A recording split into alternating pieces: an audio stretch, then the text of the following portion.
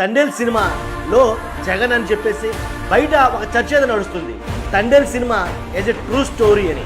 ఇవాళ ఇదే నియోజకవర్గంలో మత్స్యకార సోదరులు ఆ కుటుంబ సభ్యులు నా దగ్గరకు వచ్చారు. పనులు దొరక్క వలసపోతా ఉన్న పరిస్థితులు. గుజరాత్ దాకా వెళ్లి అక్కడ బోట్లలో 10,000 కోసం 8,000 కోసం పనిచేస్తా ఉంటే వీళ్ళకి తెలియక బోట్లు పాకిస్తాన్ సరిహద్దుల్లోకి పోయిందని పాకిస్తాన్ నేవీ వాళ్ళు వచ్చి అరెస్ట్ చేస్తే ఈ రాష్ట్ర ప్రభుత్వం కనీసం పట్టించుకుందా అని అడుగుతా ఉన్నాను ఈ మత్స్యకార సోదరుల గురించి.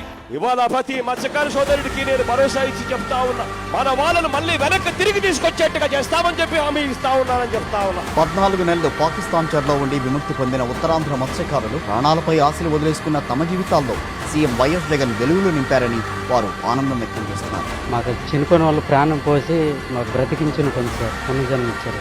కొందరు ఎలక్షన్ ముందు చెప్తారు మాయ మాటలు, కానీ జగన్ గారు శ్రీకాకుళం వస్తే మా ఫ్యామిలీ తరపున అందరూ 22 మంది ఫ్యామిలీ వెళ్ళి ఏడుచుకుని మాట్లాడితే, అమ్మా నేనున్నాను, నేను గెలిచిన తర్వాత విడిపించే బాధ్యత నాది, ఆ మాట ప్రకారంగా తీసుకొచ్చారు. జగన్ అన్న గారికి ఆయనకి మేము ఎంతో రుణపడి ఉన్నాం. తల్లి మొదటి జన్మ ఇచ్చిందంటే ఈయన 2వ జన్మ ఇచ్చిన వారికి మాకు ప్రాణం పోతారు సార్. మా జగనన్న మాకు పునర్జన్మ ఇచ్చే ఒక దేవుడు. అతడి మేము రుణపడి ఉన్నాం. ఏ పువ్వుతో పూజించాలి ఆ దేవుడిని అనిపిస్తుంది. ఒక్క మత్స్యకారుడి కుటుంబానికి 5 లక్షల ఆర్థిక సాయం అందించారు సీఎం జగన్.